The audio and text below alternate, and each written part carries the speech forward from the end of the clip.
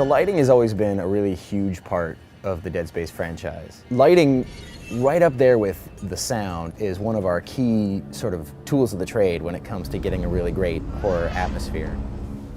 On a lot of game teams, you won't have any dedicated lighters, just the people who build the sets sort of also throw the lights on them. Here we have as many lighters as we do character people, because to us, like, the lighting really is almost like a character. I always try to ask the lighters to have at least the light doing something, either fritzing or fading or changing color all the time.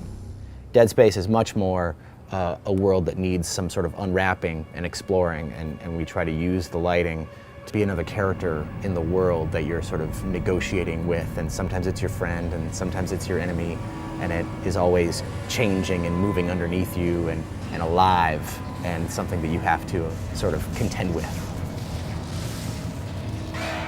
Having worked on Dead Space 1, and we were pretty much, our environments were the ship, the Ishimura ship, and we didn't have a lot of variety.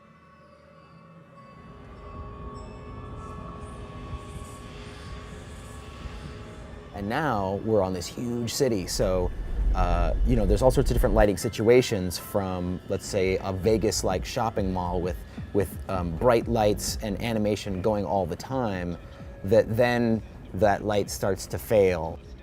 It's kind of different than what we're used to seeing in the traditional Dead Space, because it's brighter, and a lot of the spaces that we have are really dark. Depending on the space, there could be anything from like 10 lights to hundreds of lights.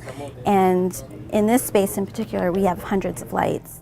The challenge here is having all the lights, but also keeping it creepy at the same time. So you can see it's kind of deserted, you don't know what's going on. Sort of telling a story and seeing, oh, okay, what's happened here? Why is there papers on the floor? So we sort of highlight those areas.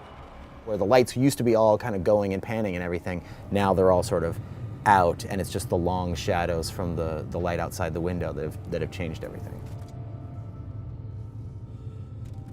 The main character has a spotlight the whole time, and that really can dictate how the player sees things and what their experience is like.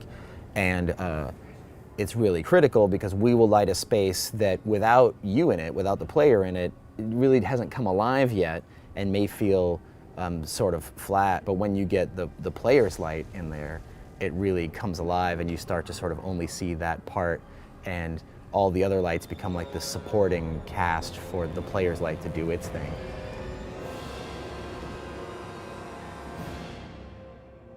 So we went back and looked at classical paintings, a lot of Rembrandt and a lot of the Dutch masters around that time, when they started to really get lighting in a tangible way, and those paintings were really about how the light came in, would illuminate a scene. And I think you can see a lot of that in sort of our strategy. A lot of times you see like stuff set on spaceships, right, sci-fi stuff. There's a lot of like beeps and boops and green light and red light and pink light, and sort of, I don't know, it's like this candy cane world of high-techiness, and again, just trying to sort of show off the high-techness stuff. That can lead to sort of a fanciful, fantastical atmosphere, and that's not what we wanted at all, right? We want white and yellow lights that are sort of very realistic and conservative, that really lead to a grounded, believable atmosphere where bad things are really happening. I think the best inspiration comes from just real life. So people, the lighting team will come in and have examples, or they'll even, set up little tiny lights and do stuff at their desk, trying to sort of create interesting shadows or create little stories like that. And yeah, we're always looking for inspiration.